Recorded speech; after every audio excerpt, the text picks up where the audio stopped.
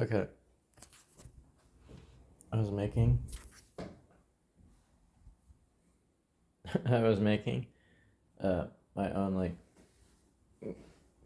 con- combined like alphabet language where I would take a lot of the Western and then like East Western uh worlds like to try to be like, come on guys, you know.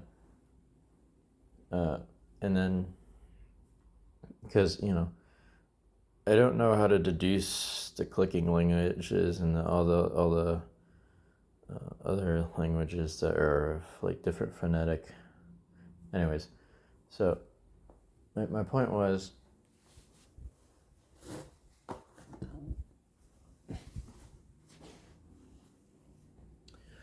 um, you can assign different colors to different concepts, at least in the interim. And I'm saying, in fourth dimensional thinking, I just kept going with quantum mechanics. I wrote this a long time ago. This is when I had my apartment.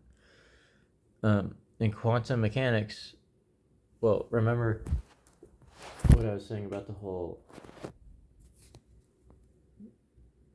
You could just put a decimal, and it's like, okay, it's like 1.4. If you want to ignore this part, you could see it as like, okay, it's a fourth. It's to the place of the fourths. Yeah, if that makes sense. When they start doing decimals and they start saying to a tenths place, hundredths place, thousandths place, stuff like that. So you could just choose to see this side of it. And it's like, okay, so it's like quantum mechanics, but for this. It's like the 10th. It's like if you go up the dimensions like 1, 2, 3, 4, 5, 6, 7, 8, 9, 10, and then I'm saying you have to repeat the process a little differently this time. You're still going to have to go to 1, 2, 3, 4. It's still going to be related to quantum mechanics back at the fourth dimension, if that makes sense. Okay. Anyways, it says like you can assign colors up to here, and then I think after that you're going to have to start using like translucency, pearlescence, reflections, like crystals and stuff, because you have to understand we only see the rainbow as the colors as it is because of our atmospheric composition and because of our biology and because we're human beings. So how it's like saying, okay, go ahead, imagine a new color. You know what I'm saying? The only way you can do this is to make like a gem, I guess, or like a diamond, and shine light through it. But of course, in Earth's environment, you're gonna get certain results because there's certain compositions of the atmosphere. So you would have to simulate different alien planet atmospheres, I guess, different compositions in a vacuum chamber, and then you could probably harden, and then you can harden different gemstones, I guess, and then shoot beams of light through it, and then just find out the different colors. Like, because obviously they wouldn't be organized in the same way on a different planet. They would see different color rainbows. This can happen on any, and it also depends on their biology too. They might see it differently, even based on the consideration of their biology. So I'm saying it's a very hard thing to communicate, but you can do it with numbers by categorizing eventually. So, yeah, I was talking and suddenly saying I had to sell you on the P board, but the P is silent in pterosaur or pterodactyl. So, P, I said, because we live in like, I'm saying in the seventh dimension, sixth dimension is just conflict. It's just particle resistance, aerodynamics, like air resistance in your physics equations. I'm saying psychologically, our observation actually very, very, very, very, very, like on very tiny scales, actually perturbs tiny, tiny micro nano particles or whatever, which you can just start using understanding as a wave function. because it's like, okay, that's how the double slit experiment works. Obviously, you can change what appears to be changing causality, but you're just, because of whatever wavelength you can see or perceive, is whatever happens. So that's essentially it seems as if you have psionic abilities, because the way quantum mechanics works is you perceive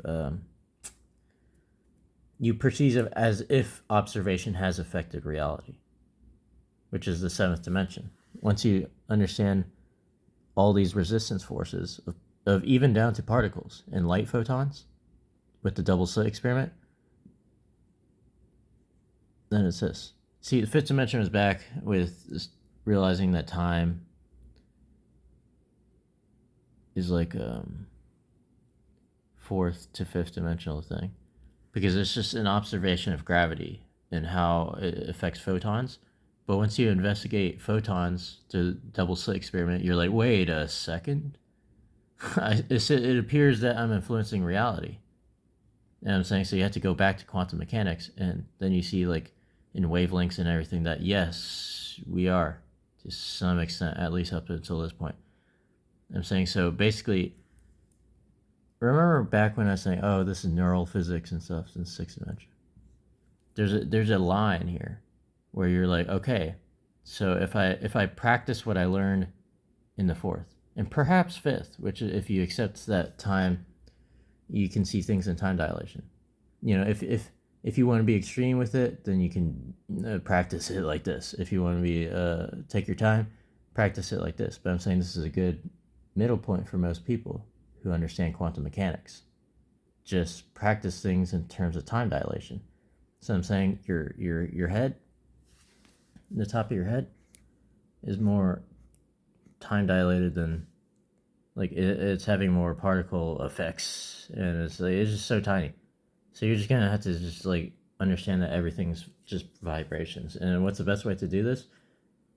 Just assign numbers to colors. But I'm saying, on other planets, like, you know, they'd be like other colors. And then not only that, it depends on what your eyeballs can see, which is different for every planet out there. So, and they have different species. So it's just a very hard game to play, because first you have to see what you can see, and then ask the other person, we're both seeing brown, right? And they're like, well, hate to break it to you, but this is black. And you're like, no, but this is, and they're like, they might see this as black, actually. And it'd be like, and that's black too. And you're like, well, no, I mean, that looks like brown to me right now. It may look like brown to me, but we have to understand where our realities clash. You know what I'm saying? Is my color the same as your color? Does our DNA affect it? So we actually have to look into that. And that's what 23andMe is. Find out your family tree, you know? Okay.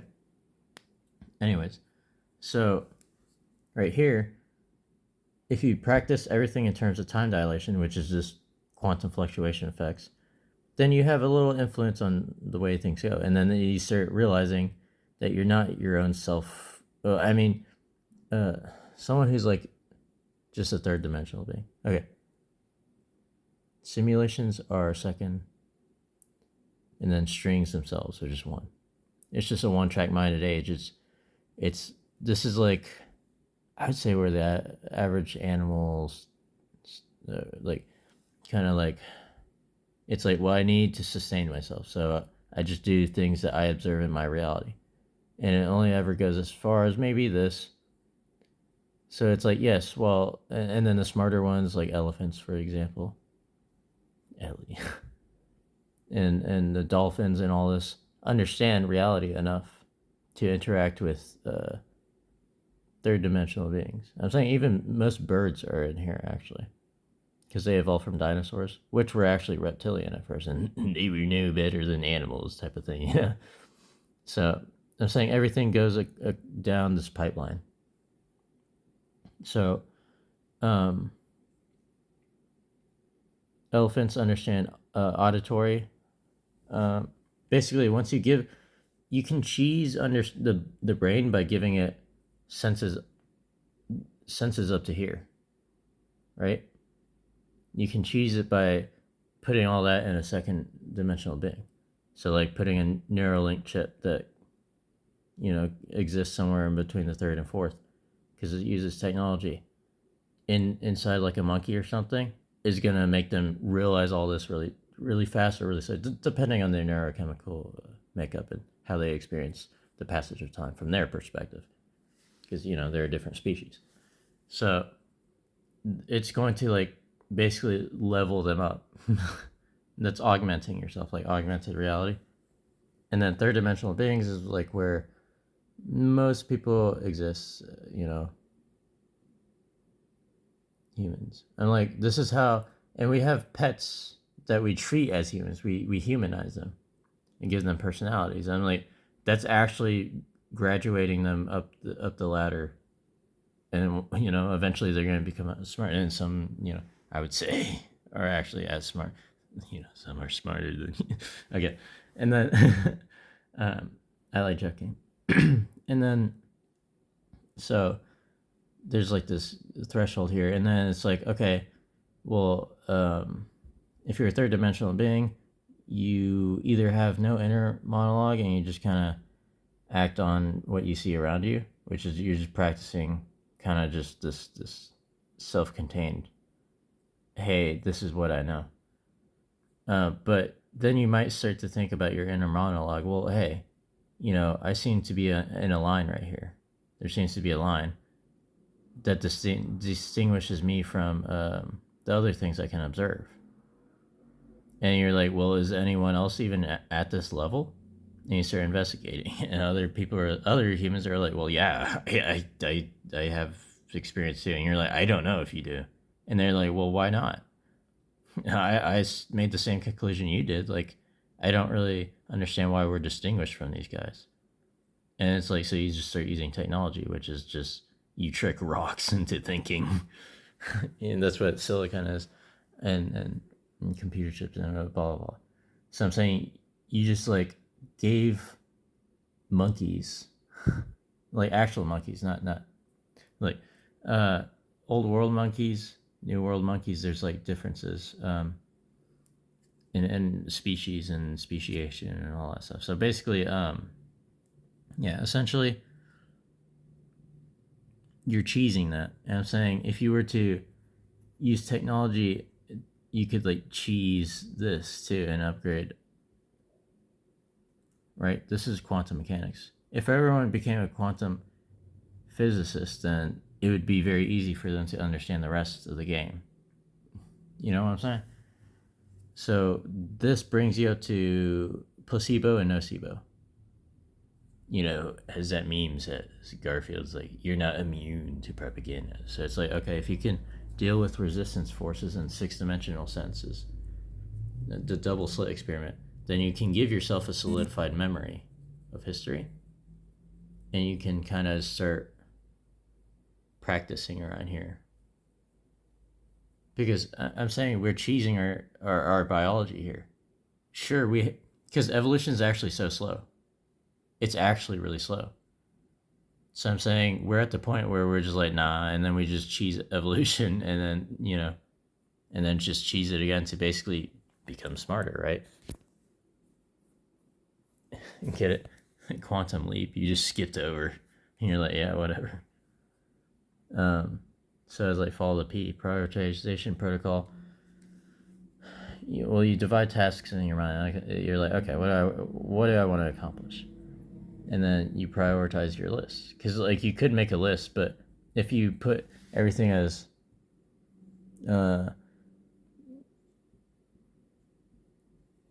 some people have the tendency to do this, and then they're like, well, these are all equally important to me.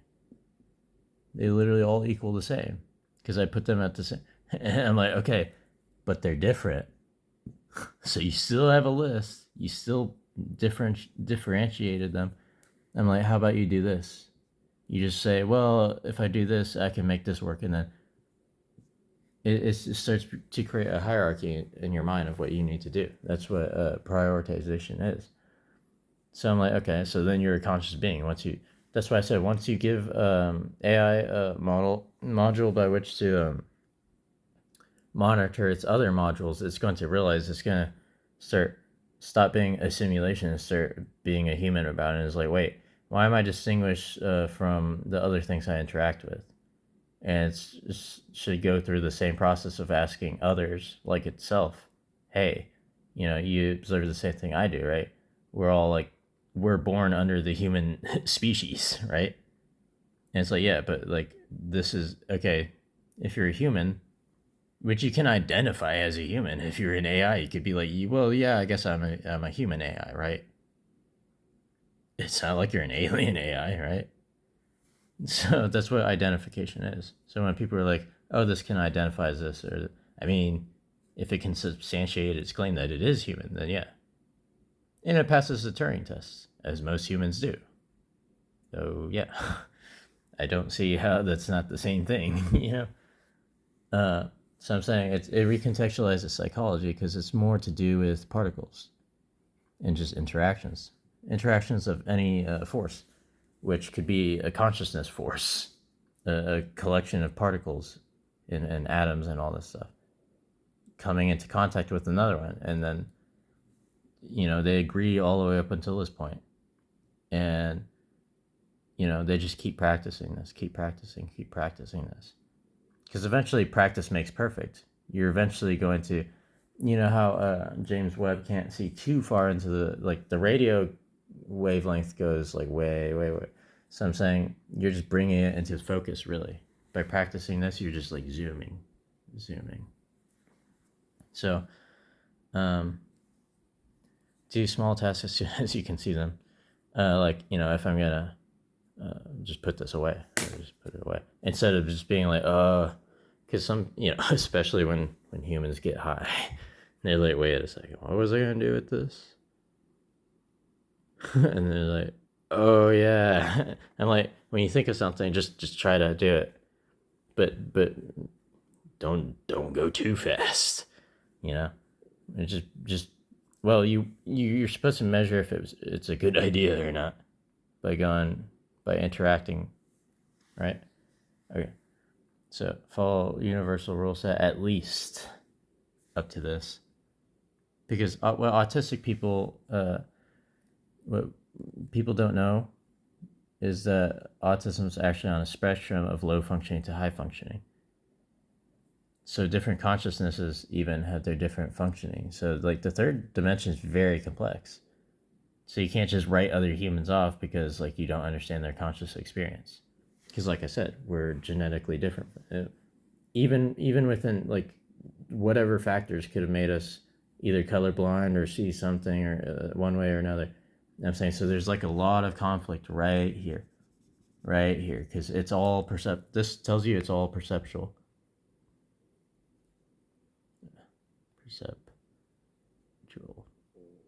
It's like you have to use this to understand the context before you can conclude anything at all, really.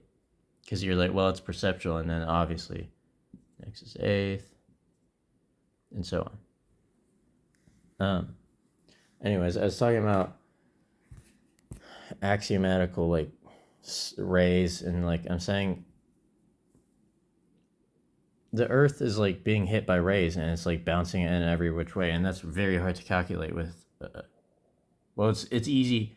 It's very hard to calculate using classical computers, but quantum computers can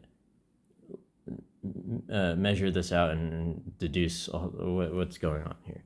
The gamma rays. I'm saying, if you understand that cosmic rays radiation can still go through lead, but it just takes ever long to, then you can just say, well, okay, every this long we expect to interact with at least usually one gamma ray, and then you just cross confirm that at every time, and if you just start to think upon the half-life of things.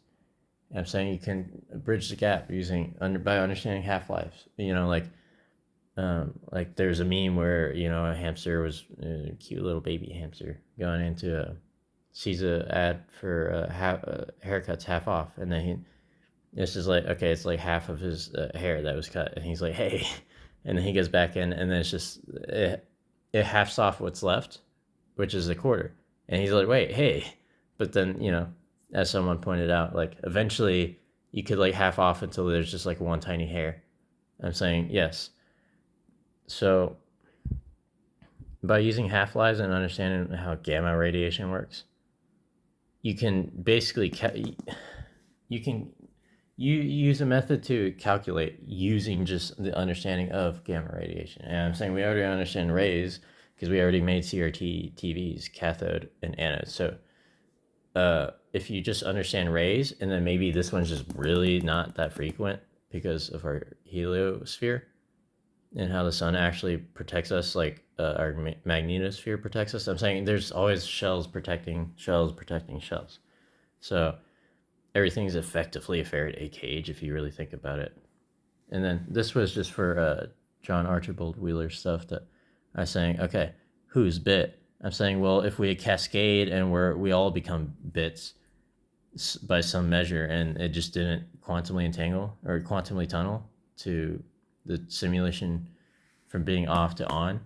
I'm saying you could think of existence and non-existence in like an off and on state. Well, you either do, you don't, right? I'm saying, but it seems that if you're in a quantum superposition of states, if you train your brain to think like that, then it just becomes infinitely like bloated right here. And I'm like, if the universe is going into a big rip, I'm saying by understanding how that might happen, you can actually start to bring it back down. And I'm like, this is how they use like bubble logic. This is what John Archibald Wheeler is saying. I'm saying you can condense your logic like okay, well, there's no denying that there's an increase here, right? So how are there still, well, this is still a measurement in itself. You can start saying, well, 1, 2, because I started saying to people, if you were to quantumly entangle just to your max potential, you're going to find that people are going to disagree with you on a standard deviation. You're eventually going to get to this point where like all the stupid people are just going to say you're wrong up until this point, when all these smart people are going to say, no, you make sense. And then I'm saying once you start making it on this end, like more of these people are going to say, who haven't gone over here, are just going to say, well, these two people already agree. But no one, it's a standard deviation. I'm saying it's so stupid. If you just quantum tunnel to your maximum potential, then you're just gonna have to go with resistance. And I'm saying as fast as you do that, I'm saying Dunning-Kruger is actually a very fast way, because you start with high confidence, then it's taken down. And I'm saying if you understand how to invert this process, you can actually ride this wave. And I'm saying, okay, so you're Mr. Confident, and then it's like, ooh, you're wrong. So you take an L, and then you bring back up confident. You're like, I know more. You should want to take that next L, so you can take this next C. Confidence, L, C, L, C. I'm like, okay, you know what? I'm saying if you understand how everything's in an Ouroboros, a circle, I'm like, you're basically doing this. You're being a cloud, bro. I'm saying just shortcut your logic and be like, okay, 1, 2, 3, 4th iteration, 5th iteration, 6th iteration, 7th, 8th iteration. Yeah, just however many. And then it's just like, okay, this is the first time I did this. And then it's just however many you had to, the second time. This is just how you can distinguish all like the different realities. And I'm gonna just basically just practice being practice being mid, and it'll actually get these people, if they ask these queries, it is just like they'll eventually ask you. You can be like,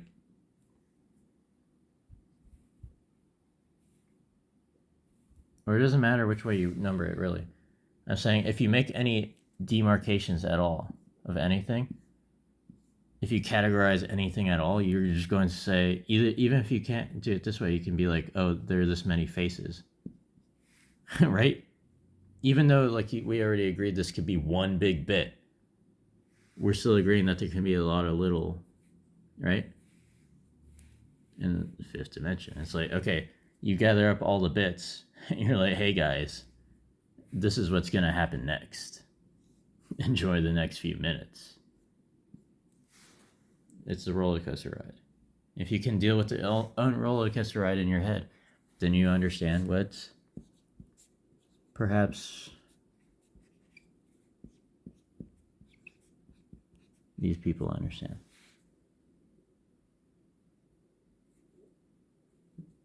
This is all how they think. They just don't realize they're doing it. So I'm saying they still think they're third dimensional beings. They don't realize that in their mind, their inner monologue is actually them interacting with all these things. Like all these. Because, well, my friend Logan said he believes he has schizoid personality disorder. So he said he had 3 modules in his head that he would interact with. And I'm saying you could still say, okay, module 1, module 2, module 3. If you consider this, I'm saying you can still, even you can cheese the game by saying, oh, these are 3 different dimensions of consider. And it's like, okay, if you're a third dimensional being that thinks in 3, you're basically, you're using telepathy, right? By the way, in your brain, that's just what telepathy is. So anyone with this is basically, and still thinks in the 3rd dimension, is actually practicing telepathy, and they just don't know it. That's what tripolar thinking is, which some people say is just a schizoid way of thinking. Anyways, welcome to the club. But yes, I'll leave this here, and yeah.